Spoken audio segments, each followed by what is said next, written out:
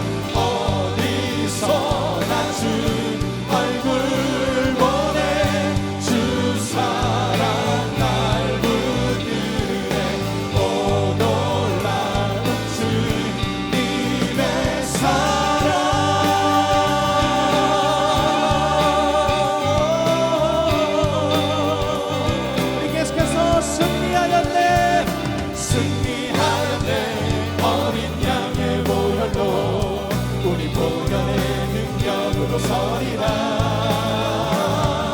승리하였네. 어린 양의 보혈로 주 내게 승리 주셨네. 우리 한 번 더 승리하였네. 승리하였네. 어린 양의 보혈로 우리 보혈의 능력으로 서리라. 승리하였네.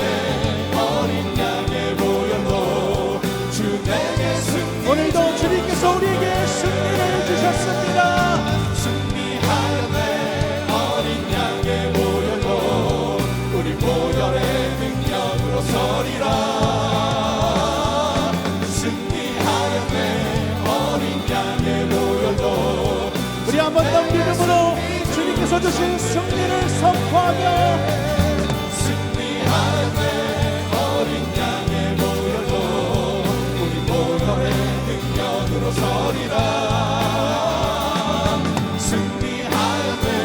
어린 양의 보혈로 주 내게 승리. 우리 마지막으로 한 번 더 선포하며 승리하였네. 승리하였네. 어린 양의 보혈로 우리 보혈의 능력으로 서리라.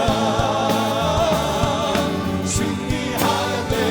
어린 양의 보혈로 주 내게 승리 주셨네. 주 내게 승리, 주 내게 승리 주셨네. 주님께서 승리를 주셨습니다. 주 내게 승리 주셨네. 할렐루야! 주님의 보혈이 우리를 승리케 하셨습니다. 주님의 이름을 높여 찬양합니다.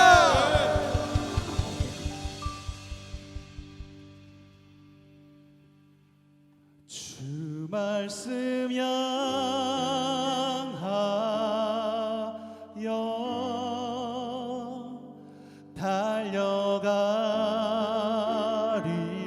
달려가리라. 힘도 아니 능도 아니 오직 성령으로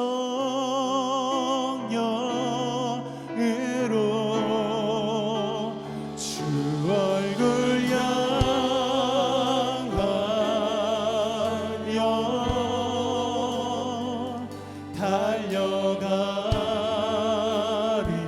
달려가리라. 오 주의 영광 안에 살게 하소서. 우리 한 번 더 고백합니다. 주 말씀 향하여, 주 말씀 향하여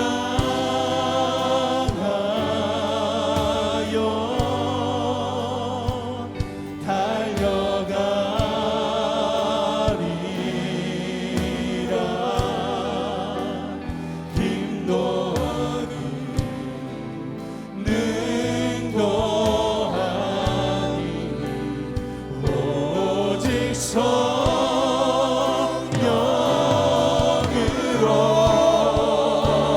주 얼굴 향하여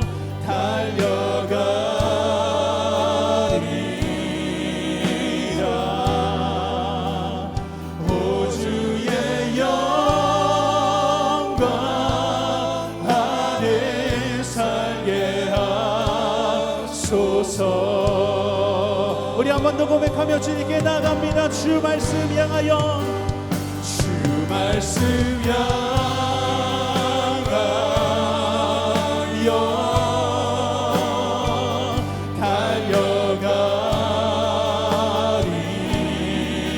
달려가리라. 힘도 아니 능도 아니 오직 성령으로 주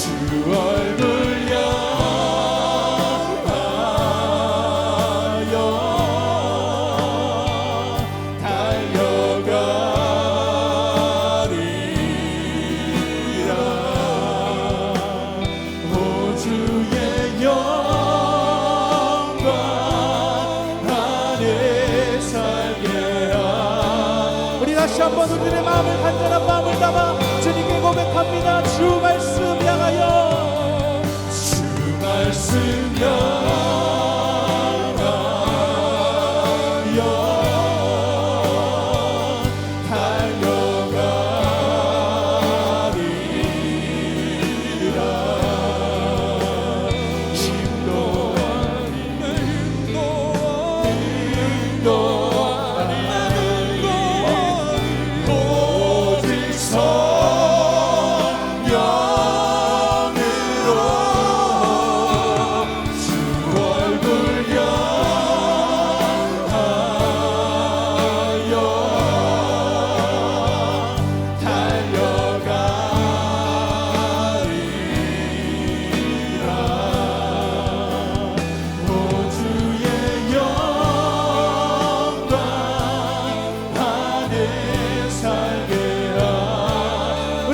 한 번 더 주님께 고백하며 나아가겠습니다. 주 말씀 향하여 주 말씀 향하여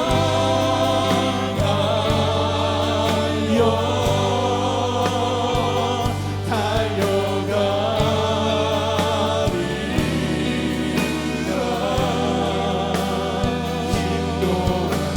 내 힘도 아닌 능도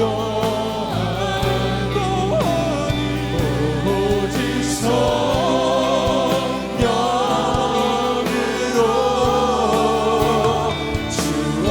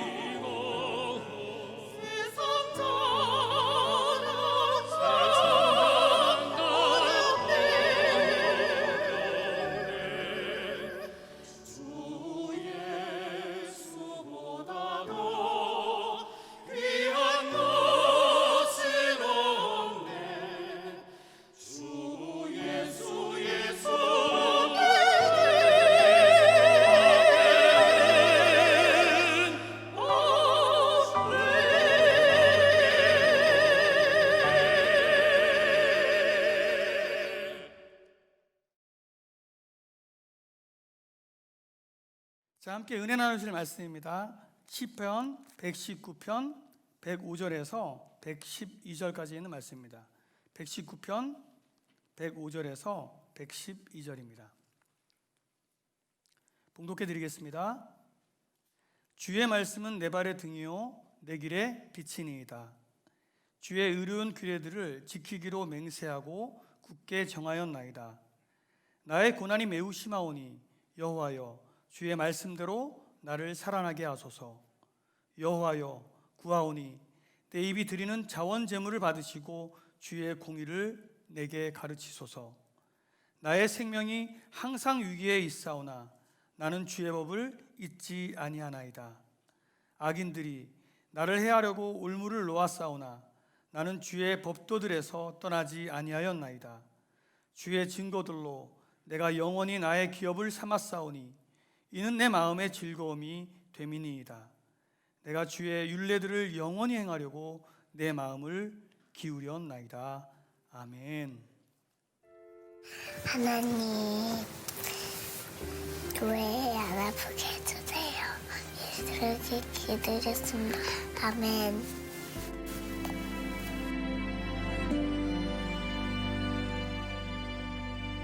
여호와는 너에게 복을 주시기를 원하며 너를 지키시기를 원하시며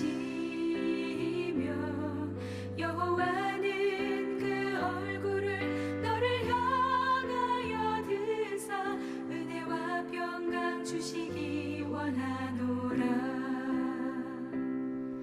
여호와는 너에게 복을 주시기를 원하며 너를 지키시기를 원하시며 여호와는 그 얼굴을 너를 향하여 드사 은혜와 평강 주시기 원하노라.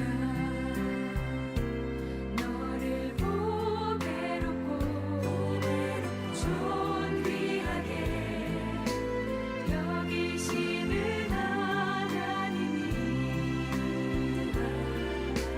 내 삶 속에서 이 약속을 신실하게 이루시리.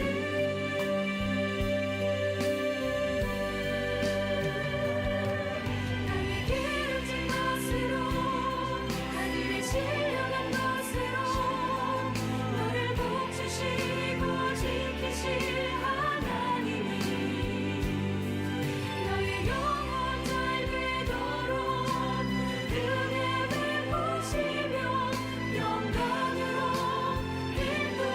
인도하시리. 나의 기름진 것으로 하늘에 신령한 것으로 너를 복주시고 지키실 하나님이 너의 영혼 잘 되도록 은혜 베푸시며 영광으로 인도하시리.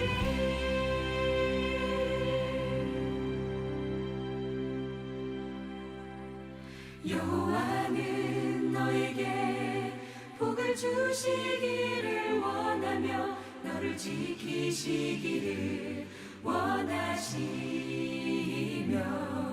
여호와는 그 얼굴을 너를 향하여 드사 은혜와 평강 주시기 원하노라.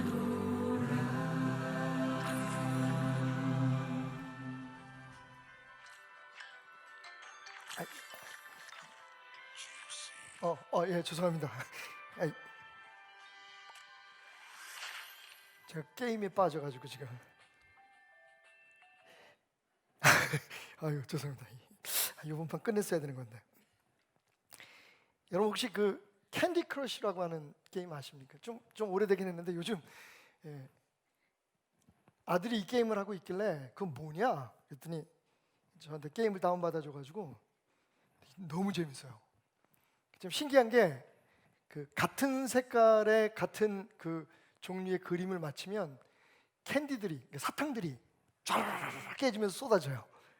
그리고 더 재밌는 건 그렇게 반복적으로 해서 점수가 올라가게 되면 이 게임을 하는 다른 이름도 잘 모르는 얼굴도 모르는 다른 사람들과 보이지 않는 경쟁을 계속하게 됩니다. 그래서 어떨 때는 한번 시작하면 거의 막 1시간씩 잘 안 되면 다시 하고 또 하고. 혹시 이 캔디 크러쉬라고 하는 게임을 모르시는 분들은 어렸을 때 했던 테트리스라고 하는 게임은 아십니까? 거의 비슷해요. 그러니까 여러 종류의 조각 그림들을 맞추면 그림들이 이렇게 깨지고 무너지면서 점수가 올라가게 되는데, 거기 한번 빠지면, 그 즐거움에 빠지면 정말 헤어나기가 어렵습니다. 근데 게임을 오래 하다 보니까 눈이 침침해지고 요즘 밤에 어딜 나가면 이게 잘 보이지가 않아요. 혹시 야맹증이 아닐까? 야맹증. 여러분, 야맹증이 뭔지 아시죠? 밤에 휴대폰을 끄고 밤이나 어두운 곳에 나가게 되면 형체나 색깔 같은 것들이 구분되잖아요. 다시 말하면 시력이 극도로 약해지거나 혹은 이상이 생기는 그런 질병을 야맹증이라고 합니다. 그런 분들은 밤에 운전을 하거나 혹은 밤에 무슨 약속을 잡고 하는 것을 조심하셔야죠. 왜냐하면 잘 알아보질 못해요. 잘 보이질 않습니다. 우리가 학교 다닐 때 그 야맹증은 그 비타민의 결핍으로 생긴다. 그래서 비타민 A가 부족할 때 야맹증이 걸리면 밤 혹은 어두운 곳에 가면 물체가 보이지 않는 그런 시각 장애를 겪게 된다라고 배웠습니다. 그런데 사실은 꼭 비타민 A뿐만 아니라 여러 가지 이유가 있어요. 여러 가지 이유 때문에 지금 저처럼 너무 게임을 많이 한다든지 혹은 컴퓨터에서 오래 일하신다든지 그 외에 눈에 어떤 상처가 있다든지 이래서 시신경이 다치게 되면 낮에는 잘 보이는데 어두워지거나 깜깜한 밤이 되게 되면 잘 물체를 분간하지도 못하고 색깔을 구별하지 못하는 그런 야맹증이 걸릴 때가 있습니다. 좀 심각한 병이죠, 그죠? 거의 만성 질병인 것 같습니다. 근데 여러분, 이 육체적인 질병 야맹증도 조심해야 되지만 우리 하나님의 사람들이 조심해야 될 게 있습니다.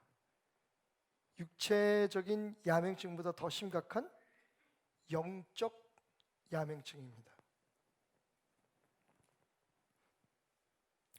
불행하게도 이 시대에 많은 하나님의 사람들이 이 영적 야맹증에 시달리고 있습니다.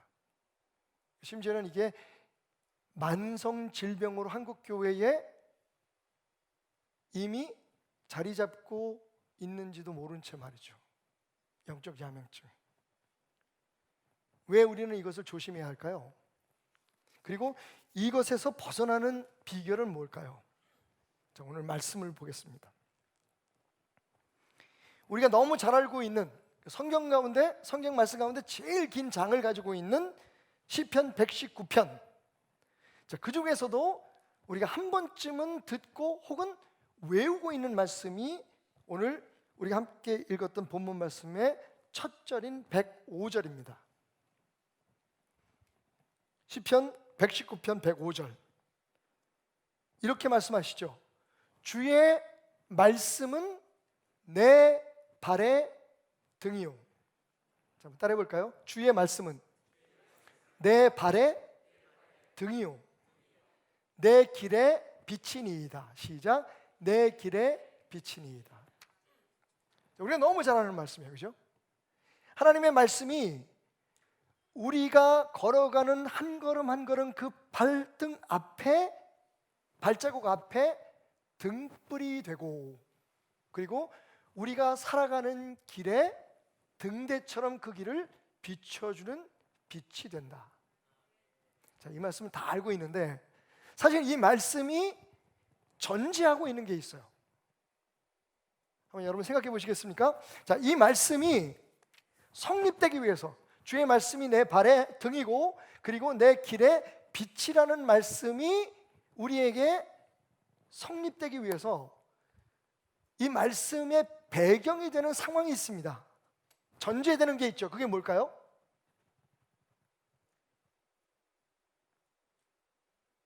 물어보니까 다들 생각을 못 하시더라고요.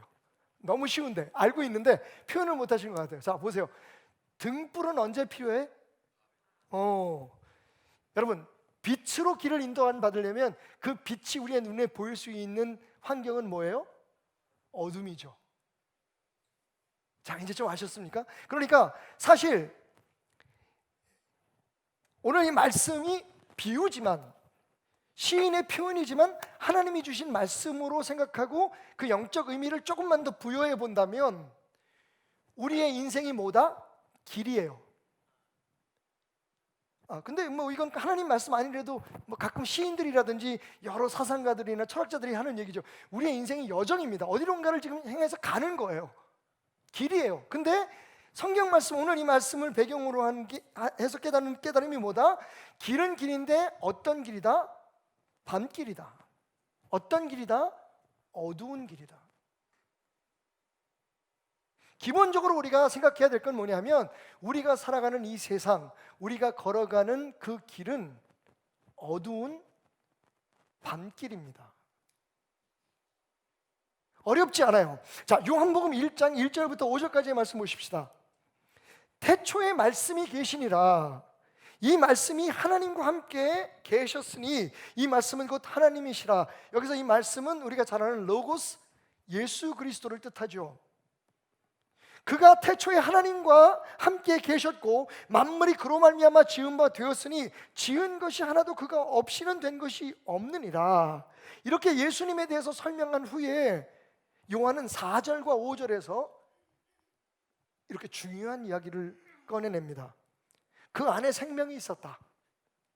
예수님께서 이 땅에 오실 때 그 안에 있는 생명을 우리에게 주시기 위해서 오셨다는 얘기겠죠. 근데 이 생명은 사람들의 빛이었다라고 얘기합니다. 사람들의 빛이라. 자, 빛이라는 말이 나왔습니다. 그리고 5절에서 뭐라고 얘기하냐면 빛이 어둠의 빛이니. 빛은 누구? 예수님입니다. 어둠은 무엇? 세상인 거죠.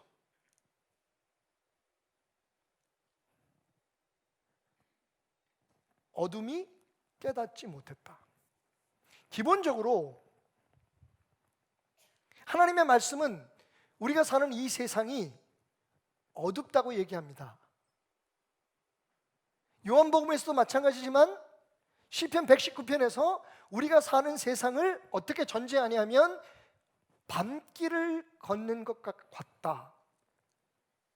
말씀이 오기 전에, 예수님이 우리에게 오시기 전에 우리의 삶은 어둠이다 라고 이야기합니다. 자, 그래서 우리가 야맹증을 조심해야 된다는 거예요. 많은 사람들이 다 우리 스스로 밝은 인생을 살고 있는 것 같아요. 뭔가 내가 알고 있다고 생각해. 뭔가 보인다고 생각해. 우리 나름대로 추측하고 판단하고 마치 밤에서 사는 사람처럼 생각하지만, 낮에 사는 사람들처럼 생각하지만, 낮에 우리가 보이는 길을 걸어가는 사람처럼 생각하지만 성경은 뭐라고 얘기하냐면 영적으로 너희는 어둠 속에 살아가는 밤길을 걸어가는 인생을 살고 있다라고 얘기합니다.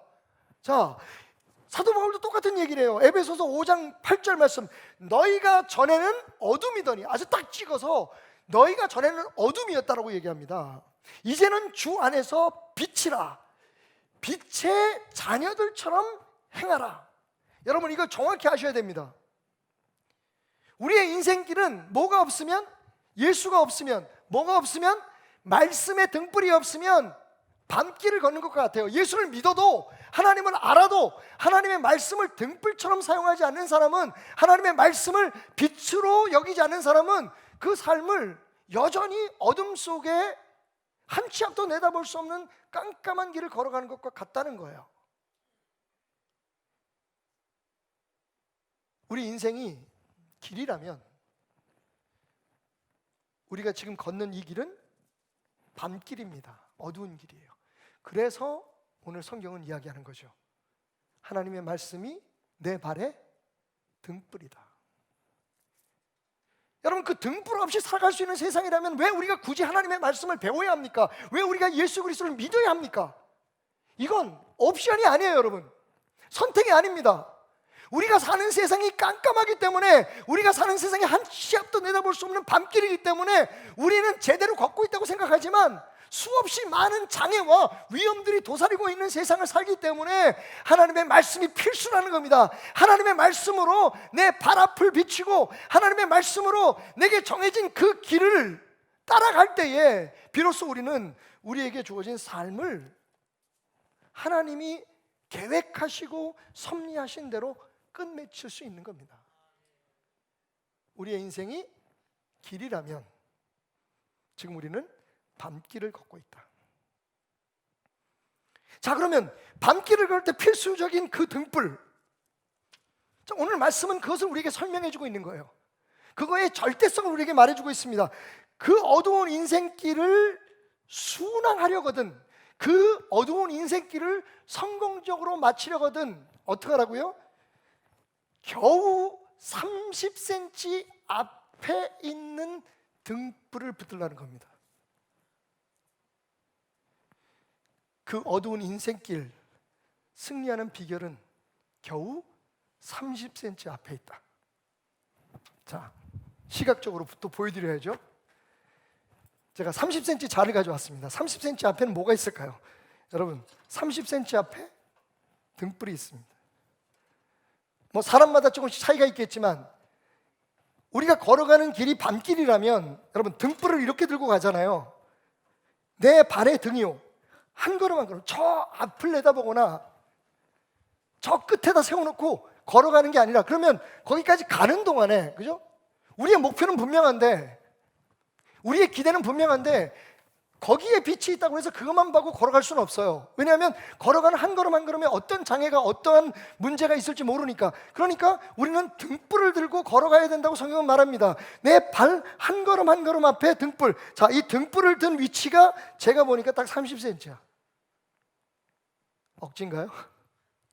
근데 이 30cm는 또 왜 중요하냐면 우리가 하나님의 말씀을 읽을 때에 하나님 말씀과 우리의 가장 적당한 거리야. 오늘 보니까 우리 김일겸 목사님도 연세가 좀 드셨네요. 티슈가 생각이 안 나. 어쩔 수 없어요, 그죠? 정말 우리 목사님 젊었을 때, 아니 어렸을 때 내가 봤는데 같이 이렇게 늙어가네요. 나한테 뭐라 그러지 마. 내 나이 되면 다 알아. 내가 저 뒤에서 얼마나 웃었는지 몰라요. 어이구. 그러니까 나이가 들게 되면, 그죠? 점점 노안이 되니까 이렇게 가까이 보게 되고, 예? 저는 지금 이 다초점을 쓰고 있는데, 그래서 저는 좀 적응을 잘하는 편이에요. 예민하지만 적응을 잘해서 이렇게 눈 위치로 안경을 이렇게 조절을 해서 먼 곳도 보고 가까운 데도 볼 수가 있지만, 사실은 노안이 되시면 이게 가까이서 봐야 되잖아요. 근데 그 노안이 오기 전에 눈을 보호하기 위해서 아이들에게 독서 그 습관을 키울 때 중요한 게 뭐냐면 적당한 거리를 항상 유지하라는 거예요. 그죠? 이 30cm 기억하십시오. 하나님의 말씀을 가까이 두어야 하는 그 위치, 그리고 우리가 우리의 발에 등불이라고 말하는 이 등불을 들고 매일매일 걸어가야 하는 그 거리, 사실은요 인생 승리의 비결. 여러분, 저는 성공이라는 말을 쓰지 않았습니다. 왜냐하면 성공은 모든 사람에게 다 다른 기준이 되기 때문에. 승리는 채우는 겁니다. 이루는 거죠. 하나님께서 각자에게 주신 그 삶을 끝내는 것, 그것도 하나님이 원하시는 뜻대로. 그 인생 승리의 비결은 멀리 있지 않아요. 그 능력은 멀리 있지 않아요. 그 방법은 멀리 있지 않아요. 바로 30cm 앞 등불, 30cm 앞 우리가 항상 가까이 둬야 할 하나님의 말씀이 있다. 자, 조금 더 깊이 들어가 볼까요? 저는 벌써 신났는데 여러분 안 그러세요? 오래간만에 예배 참석하셔서 그런지 막 너무 감동이 되시나 봐요. 지금 마스크 속에서 울고 계시죠? 아멘을 안 해. 오늘 말씀의 106절부터 107절까지의 말씀을 보십시다. 주의 의로운 규례를 지키기로 뭐 했다? 맹세하고 어떻게 했다? 굳게 정하였다. 맹세하고 정했다. 두 번 강조하고 있죠. 그것도 어떻게? 굳게. 그러면서 107절에 뭐라고 얘기하냐면 나의 고난이 매우 심하오니 여호와여 주의 말씀대로 나를 어떻게 해요? 살아내게 하소서. 여러분, 오늘 시인은 분명히 얘기합니다. 우리의 삶이 만만치 않을 거라고, 우리의 삶에 많은 고난이 있을 거라고. 그런데 그 고난에서 우리를 살게 하는 힘, 우리가 살아날 수 있는 비결이 어디 있다고요? 주의 말씀대로. 따라합시다. 마음대로 말고 말씀대로 살자. 마음대로 살면 죽습니다, 여러분. 내 마음 내키는 대로 살면 죽어요. 정말 기가 막힌 일이 있었죠. 전천안에서 중학생들이 어르신들을 폭행하는 장면들이 나왔어요. 근데 그 아이들을 지금 세상의 법에 따라서 벌을 못 준대요. 기껏 할 수 있는 게 아이들 사회봉사를 시킨다든지 아니면 소위 말하는 보호감찰을 해야 되는데, 물론 그 어린아이들에게 새로운 삶의 기회를 주게. 근데 저는 벌을 주려는 얘기가 아니라 이 아이들을 어떻게 하든지 바로 가르쳐야 되잖아요. 그뿐만 아니라 그런 모습을 보면서 다시는 어린아이들이 그 못된 짓을 하지 못하게 만들어야 되는데, 법이라는 게 그래요. 인간이 만들어 놓은 규율이라는 게 그렇습니다. 이게 살리는 건지 죽이는 건지. 법대로, 여러분, 그건 지금 당장 우리에게 필요한 거지만 그게 우리를 살리는 길이 아니에요. 이 세상을 살리는 길이 아닙니다. 법 때문에 죽는 사람도 많아요. 물론 법은 든든한 울타리가 되어주지만 법이 답은 아닙니다. 그리고 법은 언제든지 바뀔 수 있어요. 보십시오. 과반이 넘는 지금 여당에서 얼마든지 원하면 법을 바꿔요. 물론 백성들의 국민들의 여론이나 이런 것들이 부담이 되지만 어쨌든 원하는 대로 할 수 있게 어떤 사람들에게 힘을 주면 모든 게 다 끝나버려요. 마음대로 살거나 법대로 살면 망합니다. 오늘 뭐라고 얘기하냐면 우리의 어두운 인생길, 하나님 말씀대로 우리를 살리소서. 말씀대로 살리소서.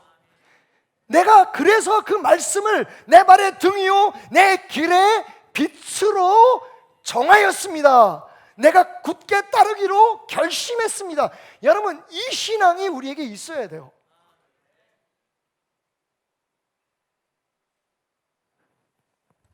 그래서 오늘 시인은 말하기를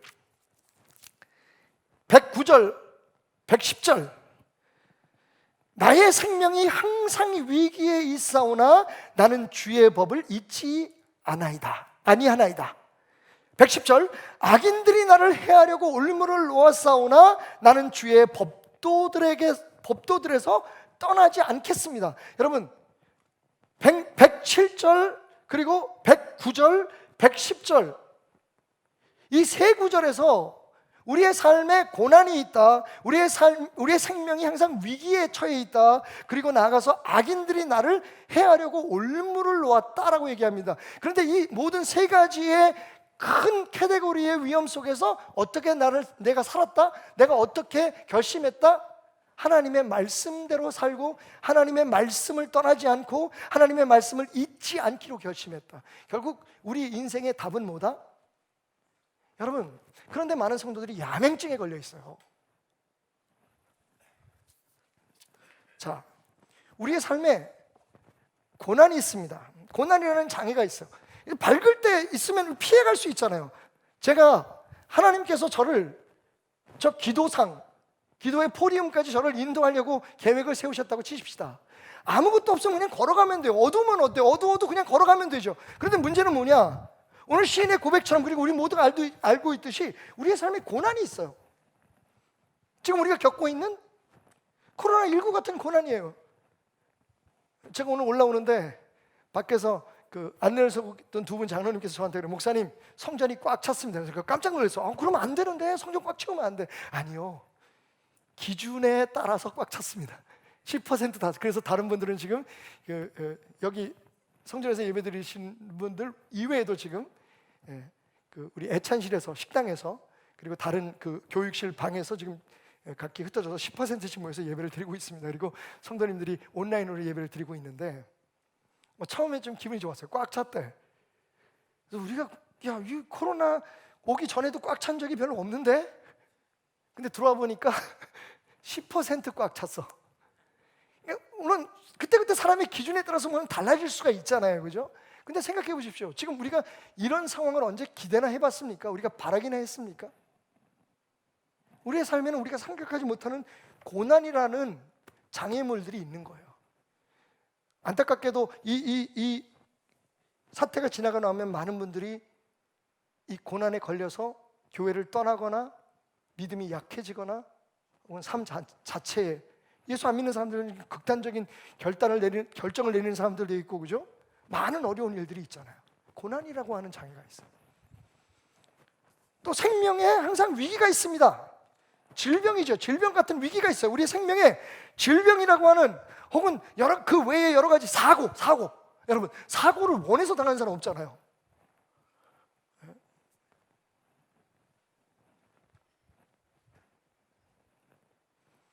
우리의 삶에 생명을 위협하는 일들이 여기저기 있어요. 우린 진짜 몰라요. 무슨 일이 벌어질지. 그러니까 밤길을 걸어가고 어두운 길을 걸어가는 사람들과 똑같아요.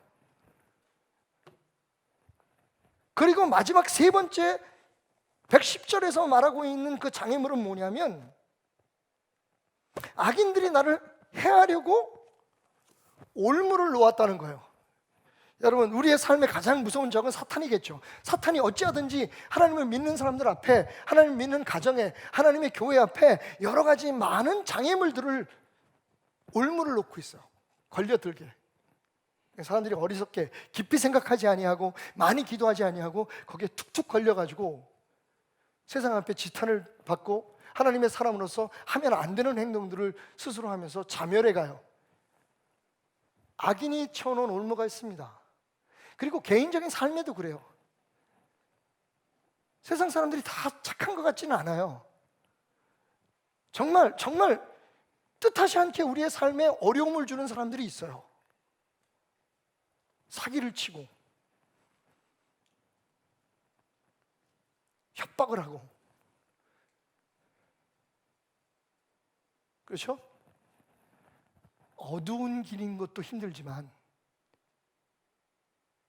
우리 앞에 고난이 있어요.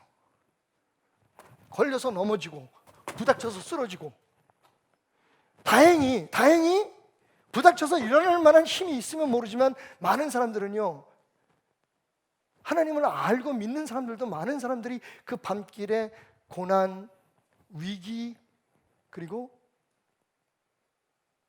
사탄 혹은 주변 사람들의 올무에 걸려서 믿음을 버리거나 인생의 경주를 중단하는 사람들이 있단 말이에요. 그래서 필요한 게 뭐냐? 이 어두운 밤을, 깜깜한 밤을 걸어갈 때에 하나님의 말씀이 우리의 등불이 되어야 된다는 거예요. 하나님의 말씀이 우리의 길잡이가 되어준다는 거예요. 그런데 여기 안심할 수 없는 또 다른 이유가 있어요. 108절, 우리가 아까 107절, 109절, 110절 읽었잖아요. 108절 말씀은 진짜 충격적입니다. 저로서도 충격적이에요. 뭐라고 얘기하냐면, 여호와여 구하오니 내 입이 드리는 자원 제물을, 무슨 제물이요? 제물은 제물인데 무슨 제물이요? 자원 제물이 뭡니까? 자원에서 스스로 드리는 제물이죠.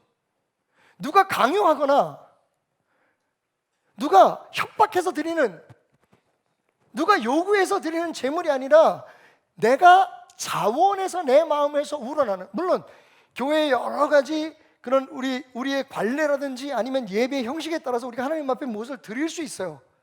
근데 그것이 어떤 형태이든지 누가 요구해서, 누가 시켜서 그렇게 하는 제물이 되어서는 안 된다는 거죠. 어떤 제물이 되어야 되냐면, 어떤 헌신이 되어야 되냐면, 어떤 기도가 해야 되냐면, 그것이 처음엔 배우고 훈련받은 것이라고 할지라도, 누군가에 의해서 들은 것이라고 할지라도 결국에는 내 마음에서 우러나는 자원 제물이 되어야 돼요. 10년 되고 20년 믿었는데도 자기 신앙이 없는 거야. 하나님께서 내 입에서 드리는 자원 제물을 받으시고 주의 공의를 내게 가르치소서라고 얘기합니다. 그러니까 하나님의 말씀을 배우기 위해서 우리에게 필요한 게 뭐냐면 자원하는 심령이에요. 자원하는 마음입니다. 그래서 제가 볼 때는 고난, 위기, 그리고 올무, 이것만큼, 아니 어쩌면 이것보다 더 위험한 우리의 인생에, 우리의 신앙 여정에 가장 무서운 장애물이 있으니 그게 뭐냐면 지금 우리의 신앙생활이에요. 모순되는 것 같지만 여러분, 우리의 신앙의 가장 무서운 장애물은, 큰 장애물은 지금 우리의 신앙이에요. 왜? 지금 우리의 신앙이 우리의 것이 아닐 때가 많기 때문에 그래요. 그래서 제가 야맹증을 얘기하는 겁니다. 말씀 없이, 내 말씀 없이, 내 신앙의 결단 없이, 내 등불을 내 손에 30cm 앞에 들고 내 말씀을 매일매일 묵상하는 습관 없이, 그런 삶의 노력 없이, 결단 없이 그냥 주어진 환경, 그동안 우리가 믿어왔던 거기에 그냥 휩쓸려 가는 거예요. 저는 여기서 쇼펜하우어가 한 얘기가 떠오릅니다. 뭐라고 얘기했냐면요, 타인의 사상만 계속 받아들이다 보면 자신의 판단이 없어지거나 둔화될 수 있다. 처음에는 그래요. 우리가 처음에 예수님을 소개받을 때 누군가 예수님에 대해서 전도하고 교회에 대해서 가르쳐주고, 우리가 새가족부도 있고 여러 가지 단계가 있잖아요. 누구든지 처음에는 다 스스로 선택에 의해서 하나님의 말씀을 공부하다가 하나님을 찾아온 사람도 있겠지만 처음부터 자기의 신앙, 자기의 등불을 들기는 쉽지 않아요. 그런데 문제는 뭐냐? 그렇게 해서 예수를 믿었는데 5년이 되고 10년이 돼도 자기 스스로 하나님의 말씀을 가까이 하는 것을 스스로 중요하지 않게 생각하며 신앙생활을 하는 거예요. 그러면 어떤 문제가 생깁니까? 목사가 하는 말, 그 교회에서 주장하는 말, 지금 한국 기독교, 세계 기독교에서 그동안 전통적으로 관례적으로 주장해왔던 것들을 그냥 따라가는 거예요. 그 사람들이 무슨 욕심이 있든지 무슨 생각이 있든지 지금 그런 현상들이 우리 주변에 너무 많이 일어나고 있어요. 자기가 판단 안 해요. 판단할 수가 없어. 왜? 하나님의 말씀을 보질 않으니까. 말씀을 통해서 기도하면서 하나님의 음성을 듣고 이게 옳은 건지 그런지 판단하기 전에 우리 목사님이 하나님 말, 왜냐하면 목사님들이 그렇게 얘기하잖아요. 무조건 순종하고 따라와. 여기서 이 말 한마디 좀 하고 지나갈게요. 저희가 그 이교도 기독교라고 하는 책을 지금 우리가 함께 읽고 있습니다. 토요일 아침마다 함께 돌아가면서 읽고 토론하는데 그 책에서 주장하는 건 이겁니다. 다 교회마다 말씀대로, 복음대로, 우리는 말씀대로 합니다라고 얘기하는데 사실 말씀이 없는 것들이 너무 많다는 거죠. 약간 충격일 수 있는데 여러분 좀 끝까지 들어주십시오. 그래서 제가 우리 목사님들에게 질문을 했어요. 만약 우리 교회를 다니던 성도가 어디 멀리로 이사를 간다든지 해외를 간다든지 아니면 우리 교회가 좀 적응이 잘 안 돼서 교회를 떠나게 될 때 목사님들에게 묻는다면, 목사님 제가 어떤 지역에 가서 새롭게 신앙생활을 해야 되고 다른 교회를 다녀야 되는데 어떤 목사님을 따라가면 되겠습니까? 어떤 교회를 선택하면 되겠습니까? 라고 묻는다면 목사님들은 뭐라고 말씀해 주시겠습니까? 굉장히 중요해요. 왜? 내가 만약 성도님 우리 교회를 떠나서 다른 교회를 다니게 되신다면 이런 목사님을 따라가십시오 라고 얘기한다는 건 내가 그런 목사가 되고자 한다는 얘기잖아요. 제가 우리 5분의 목사님들한테 물었어요. 다른 말하면 여러분들이 어떤 목사로서 성도들을 이끌기를 원하느냐, 가르치기를 원하느냐, 양육하기를 원하느냐는 질문이었겠죠. 물론 저에 대한 질문이기도 했어요. 많은 토론이 오가고 우리 안에서 어떤 결론이 내려졌냐면 내가 답이라는 목사는 절대로 따라가지 마라. 나는 다 알고 있다는 목사는 따라가지 마라. 내가 시키는 대로만 하면 당신은 잘 될 거라는 목사는 따라가지 마라. 그거 다 거짓말입니다. 왜? 목사도 사람이니까. 그럼 어떤 목사를 따라가야 될까요? 난 당신을 정말 생각하고 있습니다. 내가 때로는 실수도 하고 잘못도 하고 잘못된 정보를 전할 수 있지만 그런데 제 마음속 깊숙이에 나는 당신을 하나님께로 인도하기 위해 몸부림치는 마음을 가지고 있습니다. 여러분, 여러분이 진짜 신뢰해야 될 지도자는요 바로 그런 사람입니다. 절대로 저 사람은 나를 자기의 욕심이나 혹은 어떤 교회 자체의 목적을 위해서 이용하거나 잘못될 길로 인도할 사람은 아니야라는 거. 지금 이단 따라가는 사람들 보세요, 여러분. 지금 말도 안 되는 일들이 벌어지고 있잖아요. 솔직히 진짜 분한 건 뭐 이게 설교 시간에 할 말인지 모르지만 바람 피는 그런 남편에 대해 화가 난 여자들이 화가 나는 이유 중에 부인들이 종황지자들이 화나는 이유가 뭐냐면 자기보다 더 예쁘고 잘난 여자하고 바람이 나면 자기도 할 말이 없대. 그것도 착각일까요? 근데 가서 찾아가가지고 머리끄댕이 잡고 보면 아니 어떻게 이런 여자하고 바람이 났지? 내가 이 여자보다 못해? 그래서 자존심이 상하더라는 거예요. 정말 화가 나는 게 그 이만희 씨라는 분 한번 보십시오. 도대체 이 양반이 무슨 말 하는지 나는 모르겠어. 요즘 큰 무리를 일으키고 있는 그 선교단체 그 대표라는 분이 하시는 말씀을 보십시오. 도대체 이게 무슨 말인지. 백신 맞지 말래. 백신 맞으면 노예가 된대. 그러면서 어디서 증명되지 않는 얘기들을 해서 무슨 DNA 백신이 있고 RNA 백신이 있는데 근데 그걸 다 우리 교회 병원 원장님도 계시지만 저는 뭐가 두렵냐면요. 사람들이 이걸 보면서 그렇지 않아도 어떻게든지 교회에 잘못된 점, 부족한 점을 찾으려고 하는 사람들이 이걸 보면서 요즘 한국 교회 목사들 수준이 교회 수준이 이래라고 딱 찍어버릴까 봐.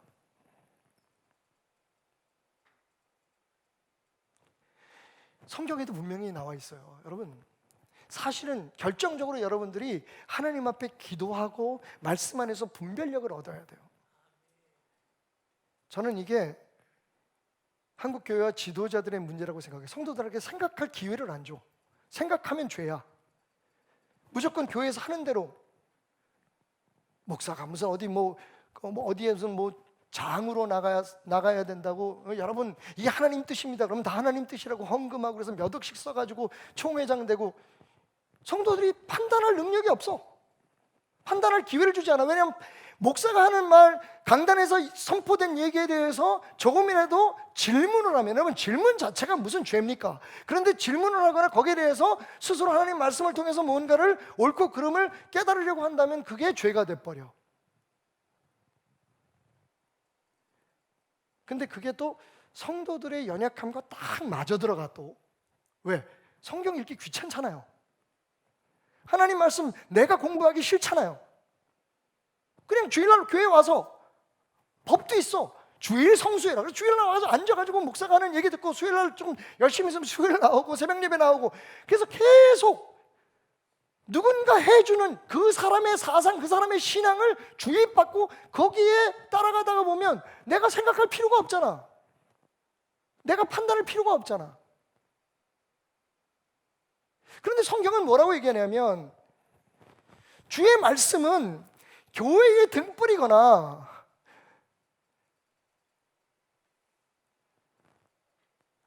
목사만 소유하고 있는 빛이라고 얘기하지 않습니다, 여러분. 내 발의 등이라고 얘기해요. 내 발의 등. 그게 목사님을 통해서 들려진 말씀이나 어떤 설교자를 통해서 들려진 말씀이나 사실은 여러분 이 말씀의 진짜 의미는 여러분 등불처럼 매일매일 삶 속에서 이건 여러분 선택이 아니에요. 필수입니다. 하나님의 사람으로 적어도 하나님의 사람으로 생존하려면 하나님의 말씀을 떠나서는 살 수가 없는 거예요. 근데 그렇지 않아도 나는 지금 잘 믿고 있다고 생각하니까 그게 야맹증이지. 판단이 안 되잖아요. 누가 무슨 얘기를 해도 그게 옳고 그른지 몰라. 그냥 우르르 몰려가고 저를 우르르 몰려가고 심지어는 그런 자기 그 집단에서 따라가지 않은 생각을 하는 사람들은 무조건 다 잘못됐고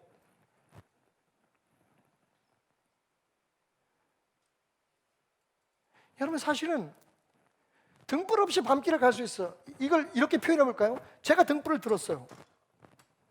자, 저는 답을 알고 있습니다. 여러분 이게 하나님 말씀입니다. 같이 갑시다. 그러면 우리 교회 수천 명의 성도들이 전부 다 내 뒤에 달아붙는 거야. 다다다다 붙어가지고 목사가 들고 있는 등불을 따라가는 거예요. 여러분 그게 하나님께서 우리에게 원하시는 삶이겠어요?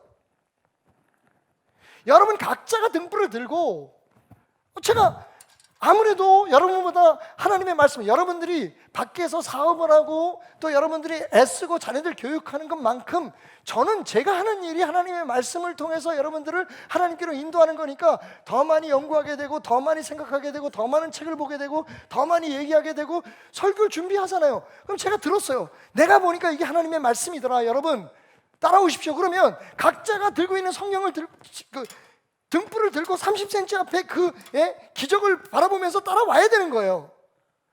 제가 저 혼자서 들고 온 교회가 저한테 달라붙어 있으면 그 문제예요, 여러분. 어둠을 이겨낼 수 없어요. 어둠 길을 승리할 수 없어요. 그러니까 지금 제가 만성화된 야맹증에 모든 성도들이 시달리고 있다. 말씀을 내가 공부하지 않고 말씀을 내가 묵상하지 않고 오늘 들은 설교를 내가 다시 사색하지 않고도 신앙생활 너끈히 할 수 있다고 생각하는 게 병이에요, 여러분. 그 병이에요. 무서운 병이에요. 제가 지금 되게 어려운 설교를 하고 있다는 거 알아요, 여러분.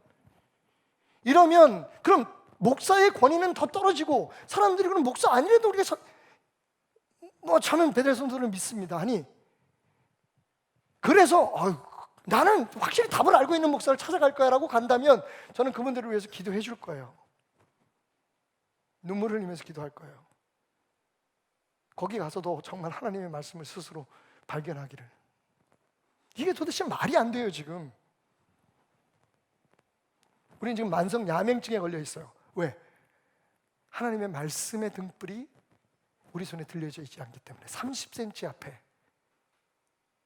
여러분 이상하지 않아요? 모든 목사님들과 성도들이 되게 열광하는 사상이 있어요. 그게 뭐냐? 기독교는 종교가 아니래요. 그러면 삶으로 살아야죠. 왜 종교적으로 접근해요? 교회 주일날 나오고 뭐 어디 특별한 기도회가 있거나 뭐 이럴 때마다 가서 기도하면 그러면 내가 하나님을 잘 믿는다고 생각하면 그게 종교지. 그게 삶입니까? 정말 우리가 기독교는 삶이라고 주장하고 가르치려면 그리고 그걸 실천하려면 매일매일의 삶 속에 여러분 말씀이 여러분 손에 붙들려져 있어야 돼요.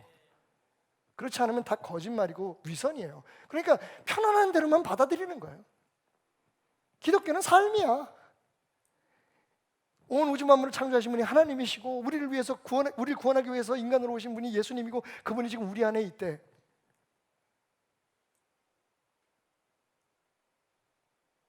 그런데 우리는 그 예수님을 종교적으로 접근해요. 믿어요. 법을 만들어 놓고. 성경 말씀에도 없는, 여러분 성경 말씀에 11시에 예배 드리라는 말이 있어요. 예배 드릴 때 찬송 몇 곡 부르고 사도신경 해라 말하라 있는 말씀이 있어요, 없어요? 근데 그게 하나님 말씀대로인데 저는 그런 공격도 받았어요. 이 지역에 있는 어떤 목사님이 말씀하시기를 지금 이제 다른 데로 가셨는데 우리 교회가 사도신경을 안 해서 2단이래. 그래서 사도신경을 했어요. 근데 제 친구, 저는 이제 여러분 알다시피 제가 침례교 백그라운드를 가지고 있으니까 제 친구 목사 중에 한 분이 안식년이라고 우리 교회 예배를 참석했는데 그 친구가 그래요. 왜 사도신경을 하네? 침례교 목사가. 침례교에서는 사도신경 안 해요. 나는 어디로 갈까요? 그래서 제가 결정했어요. 침례교 목사들이 있을 때는 안 하고 장로교 목사들이나 순복음 목사들이 있을 때는 사도신경 하자. 근데 왜 그렇게 할 수 있어요? 성경에 없어요. 그건 우리의 신앙의 고백인 거예요. 근데 마치 모든 성도들은 왜 그렇습니까, 여러분? 성경을 안 보니까 모르는 거예요. 심지어는 이렇게 기도하라고 가르치신 주기도문을 마치 주문처럼 외워요.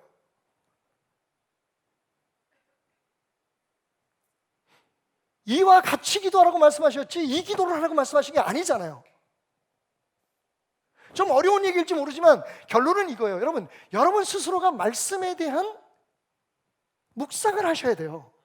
그날 들은 설교에 대해서 여러분 나름대로 곱씹어야 돼요. 그래서 그 말씀이 내게 어떤 은혜가 있는지, 이 강단에서 축복받아라 그러면 축복이 쏟아지는 게 아니에요, 여러분.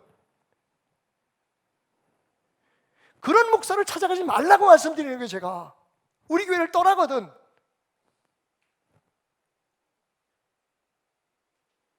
저희 교회에서 물론 이제 성북 지역에서 사실은 제가 제안을 했어요. 우리가 다 모여서 집회도 못 하고 요즘 우리가 부활절 예배나 이런 것 이 지역 적는 교회들이 함께 했는데 그것도 못 하니까 우리 성도들에게 좀 좋은 설교를 한번, 그러니까 제 설교와 다른 설교를 좀 나눌 수 있는 기회를 가졌으면 좋겠다. 그리고 여러분들도 마찬가지다. 여러분 교회에서 다 다른 목사님들 설교, 이 지역에 있는 다른 목사님 설교 좀 들어보자. 그래서 그걸로 축복을 우리가 찾아내자. 신년 부흥회를 준비하고 있어요. 정릉 지역에. 이번에 아주 귀한 목사님들을 저희가 여기 앞에 수정교회 맞은편에 있는 수정교회 이승진 목사님께서 이 지역 지금 교회 협의회 회장이세요. 그래서 당연히 회장이시기 때문에 첫날 말씀을 전하시고, 둘째 날은 개동교회에 아버님 목사님을 이어서 그 젊은 목사님이 지금 목회를 하시는 영국에서 공부하시고 한인교회를 목회하시는 아주 훌륭한 목사님이에요. 저보다 나이는 어리지만 말씀도 좋고 생각이 너무 좋아요. 그 목사님 설교를 우리 성도들도 듣고 정릉교회에 있는 많은 성도들이 좀 들었으면 좋겠어요. 그래서 둘째 날은 윤성철 목사님, 개동교회 목사님 조남입니다, 여러분. 윤성철 목사님이 설교를 하세요. 그리고 셋째 날은 아마 우리 교회에서 하게 될 것 같은데 수요 예배가 있으니까 우리 교회에서 이렇게 정릉 쪽으로 나가다가 보면 오른쪽에 그 허브 약국이라고 있는데 그 약국 옆에 빌딩에 정릉 성결교회라고 있어요. 그 교회 교회 위치 알려주면 또 글로 갔는데 서경배 목사님이라고 계신데 그 목사님 설교가 너무 좋아요. 그래서 이 지역에 있는 젊은 목사님 대부분 무슨 교회 이 지역 행사하고 그러면 그 원로 목사님들이나 저같이 그래도 조금 어느 정도 그 나이가 되거나 자리가 잡힌 사람들이 설교하게 되는데 이번에는 젊은 목사님 설교 한번 들어보자. 제가 들어보니까 너무 좋아요. 요즘 이거 좋아요. 저희도 요즘스러운 교회 프로젝트 중에서 이런 걸 한번 해볼까 지금 우리 목사님들하고 의논을 한번 했어요. 뭐냐면 우리 성도들이 그 방문하는 우리 교회 말고 다른 교회의 목사님들 설교를 좀 추천하는 그런 방을 하나 만들자. 여러분 어쩔 수 없어요. 코로나19 사태가 우리에게 가져온 또 하나의 은혜는 뭐냐면 교회의 담이 무너졌다는 거예요. 이제는 우리 교회 목사 설교만 듣는 시대가 아니에요. 그러니까 다른 교회 목사님 설교도 좋은 설교가 있거나 우리가 듣고 은혜 받고 이건 진짜 복음적이다, 제가 권하고 싶은 설교들도 있잖아요. 그런 목사님들 설교들을 여러분들에게 소개하고 여러분들이 들을 수 있다면, 물론 위험 부담은 있습니다. 대부분 목사님들의 설교 수준이 저보다 훨씬 낮기 때문에 다른 교회를 근데 기억하세요. 다른 교회를 가려면 어떤 목사님 찾아가라고요? 나를 정말 위하는 사람을 찾아, 나를 위하는 사람, 교회나 아니면 자기의 개인적인 목표를 위해서 목회하는 사람 말고 여러분이 어찌하든지 하나님과 만나서 하나님의 사람으로 성장하기를 원하는 사람. 보면 알아요. 생활해 보면 느껴요. 세상에 완벽한 사람 아무도 없습니다. 100% 답을 가지고 진리 위에 섰다고 하는 사람은 주님밖에 없어요. 그러니까 속지 마세요, 제발. 그게 되게 편하거든요. 시키는 대로 하면 되니까. 근데 그게 야맹증이에요. 자기 혼자 인생길을 갈 수가 없어요, 밤길을. 말씀이 내 손에 들려있지 않기 때문에. 내 자발적이고 내 자원하는 신앙의 고백이 없기 때문에 시키는 대로 가다 보면 넘어져요. 왜? 100명이면 100명, 1000명이면 1000명 다 상황이 다른데? 지금 보세요, 여러분. 우리가 같은 일을 겪지만 사람마다 다 그 겪는 일들에 대해서 벗어나는 방법들이 다르잖아요. 물론 몇 개의 정해져 있는 그런 답이 있을 수 있지만 그게 모든 사람이 적용되는 건 아니잖아요, 여러분. 그걸 다 받아들이는 것도 다르잖아요. 그러니까 하나님의 말씀을 자신의 것으로 소유해야만, 자신의 등불을 가지고 있어야만 우리가 벗어날 수 있다는 겁니다. 자, 그래서 112절 말씀, 마지막 결론이죠. 내가 주의 율례들을 영원히 행하려고 내 마음을 기울였나이다. 마음을 기울이세요. 106절에서 얘기한 것처럼 규례를 지키기로 맹세하고 굳게 정하세요. 이제는 누가 가르치는 것만 굉장히 중요합니다. 말씀을 듣고 많이 듣고 많은 예배에 참석하는 게 중요하지만 그것을 내 것으로 만드는 과정이 필요해요. 최근에 제 아내가 잠자리에서 읽어줬던 책 가운데 그런 내용이 있어요.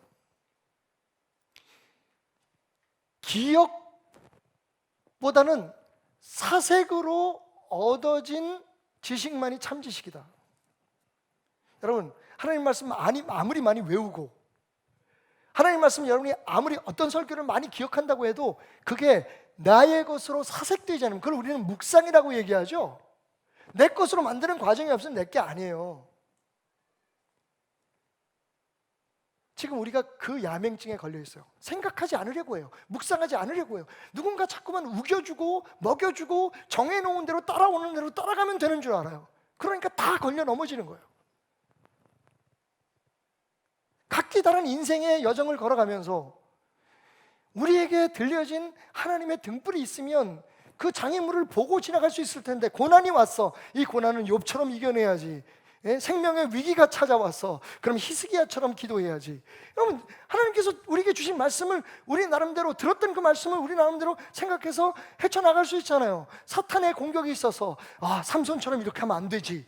그리고 마지막으로 우리가 지금 하고 있는 신앙생활은 정말 나의 것으로 내가 자발적으로 하나님에 드리는 헌금 11조 그리고 찬양 기도인지, 아니면 이렇게 하면 복 받는다더라, 어떤 수치적으로 어떤 원칙적으로 만들어가지고 그것을 배워서 마치 우리나라 교육의 병폐라고 얘기하는 그냥 암기식으로 신앙생활을 하고 있는 건지.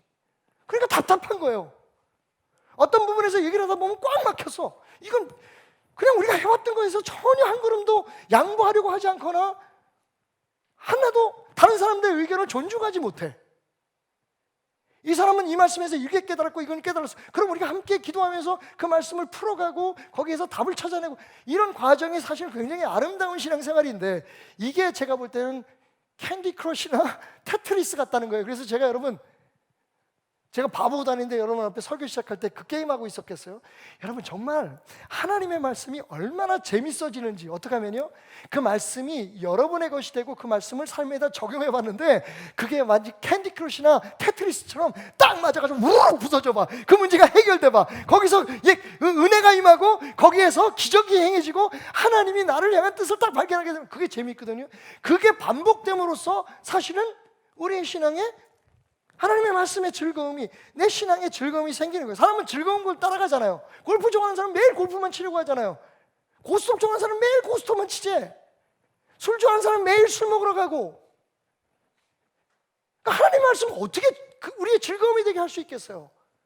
맛을 봐야 돼요. 오늘 119편에 보면 주의 말씀의 맛을 보아서 그 맛을, 꿀보다 달다고 얘기하잖아요. 그럼 꿀보다 달아요, 여러분? 이렇게 우겨넣어주는데 매일 남이 하는 얘기만 듣고 앉아있는 게 꿀보다 달 수가 있어요? 어쨌든 그렇게 들은 말씀에도 여러분의 삶에 적용을 해서 캔디 크러쉬나 테트리스처럼 딱 그 말씀을 그 상황에다 딱 적용했더니 빠바바박 문제가 해결되는 거야. 빠바바박 점수가 올라가는 거야. 우와, 재밌네? 그러면 또 하나님의 말씀을 찾게 되고. 여러분, 일단 중요한 건 여러분의 마음을 기울이셔야 돼요. 내 마음을 기울였다는 말은, 여기서 사용된 동사는 나타타예요.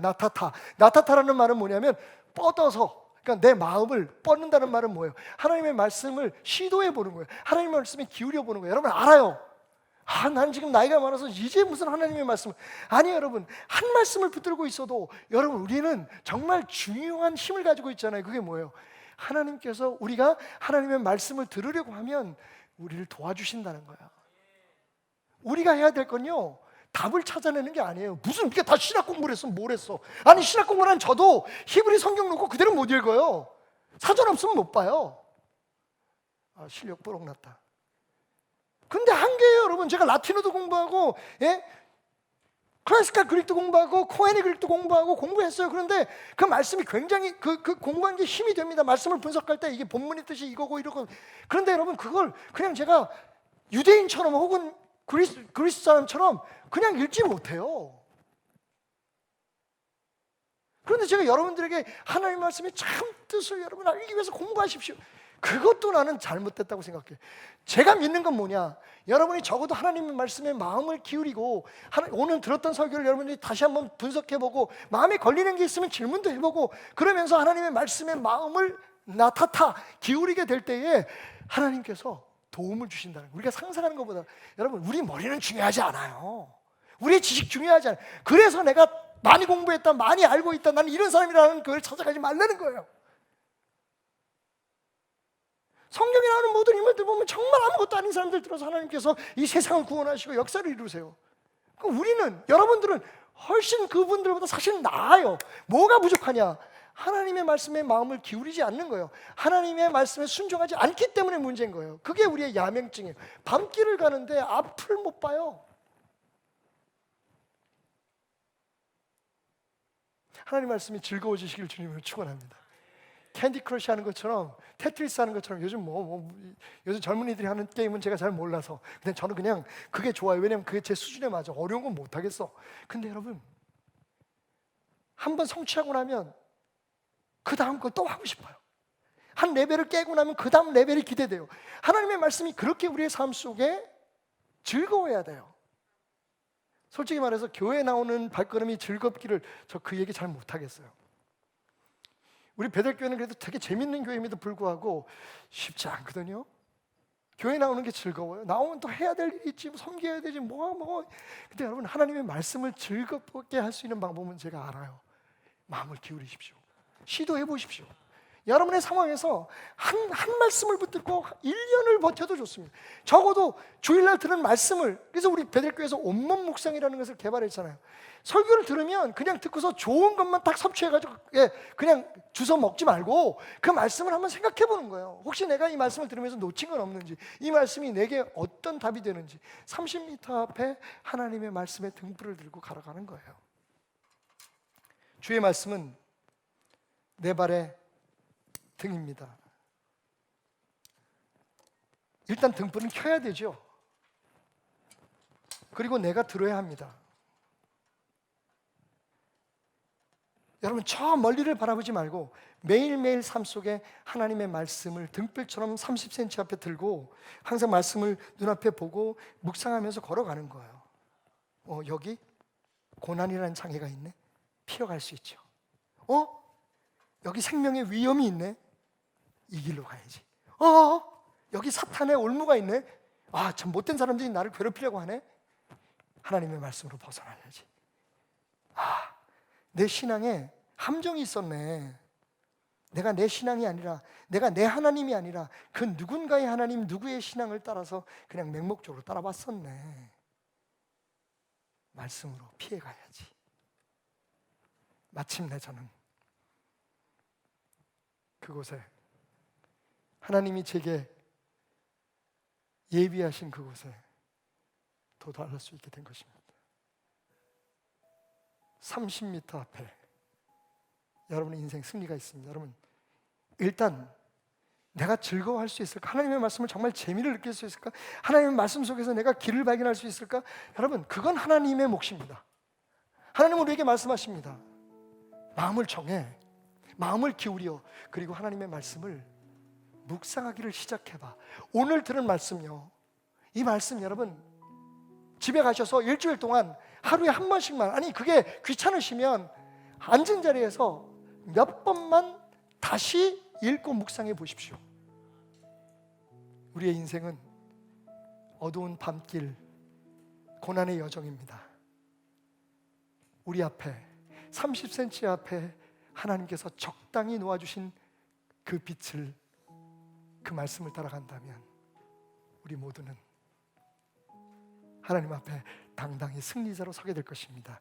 그리고 우리뿐만 아니라 우리 곁에 있는 사람에게 그 말씀의 빛으로 그들을 격려하고 위로할 수 있게 될 것입니다.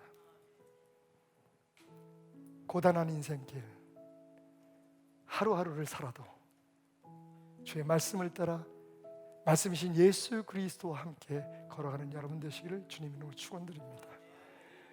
인생 승리의 힘 바로 30cm 앞에 있습니다. 남의 신앙으로 내 신앙인 것처럼 착각하고 살지 마십시오. 당신의 등불을 드십시오. 고단한 인생길 힘겨운 오늘도 예수 내 마음 아시네.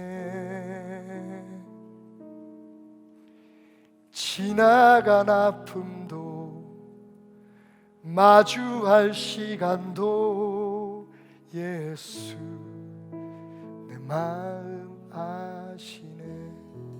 고백해 볼까요? 하루를 살아도 하루를 살아도 기쁨으로 가리 예수 늘 함께 하시네.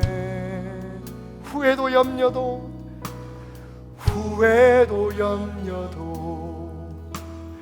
온전히 맡기리 예수 늘 함께 하시네. 믿음의 눈 들어 주님을 바라봅니다. 이 또한 지나가리라. 주어진 내 삶의 시간 속에 주의 뜻을 알게 하소서. 우리 모두 자리에서 일어나서 함께 고백하십시오.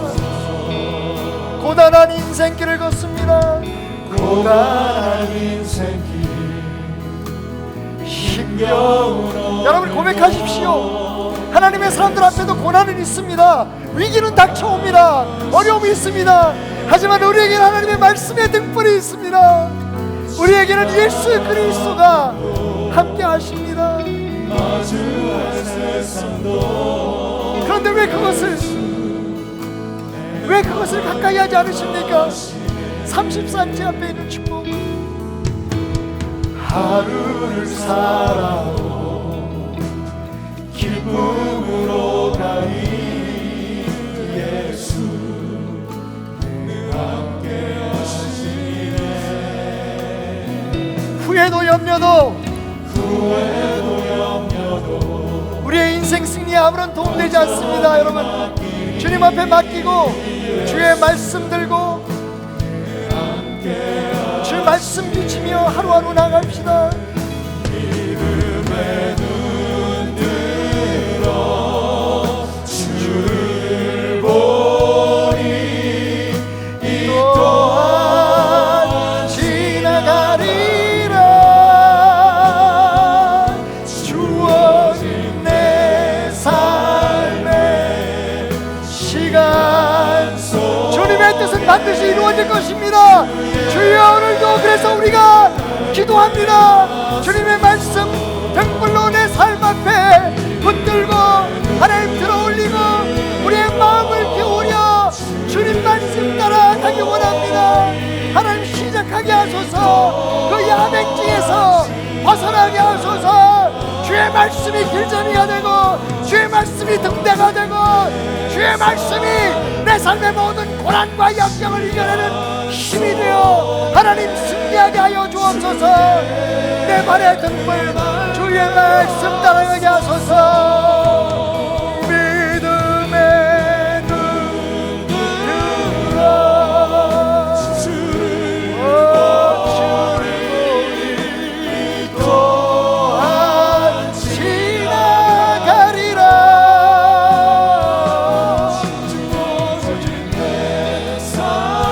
성도들을 주님의 말씀에 맡깁니다.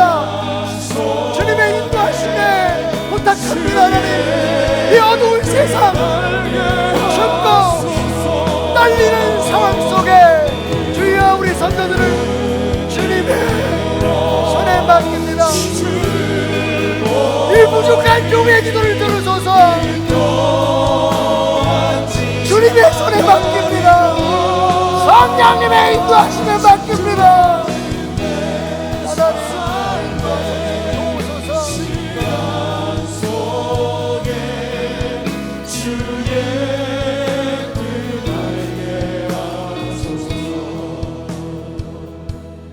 내가 믿고 또 의지함을 내 모든 형편 아시는 주님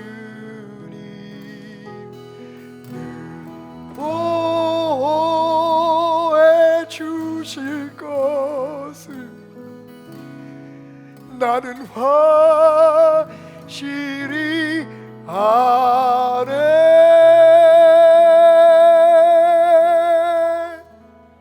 그 믿음으로 말씀의 등불 들고 한 걸음 한 걸음 주님 뜻대로 걸어가는 베들의 모든 권속들 위해 예수 그리스도의 은혜와 하나님 아버지의 넘치는 사랑하심과 성령님의 함께하심이요 역사하심과 인도하심이 특별히 오늘 마음에 담은 예배를 드리고 자원하는 헌물을 드림으로 하나님 이게 나의 고백입니다. 누구도 그 어떤 조직이나 프로그램이나 어떤 단체도 협박하거나 요구할 수 없는 하나님을 향한 내 믿음입니다 고백하는 성도들의 삶과 가정 하는 일들 위해 우리 베들의 모든 권속들의 산 예배의 현장 그 일상 속에 그리고 여전히 저 천국 가는 길에 등대처럼 소망으로 빛나야 할 이 땅의 교회들 위해 영원히 함께 하시기를 축원하옵나이다. 아멘.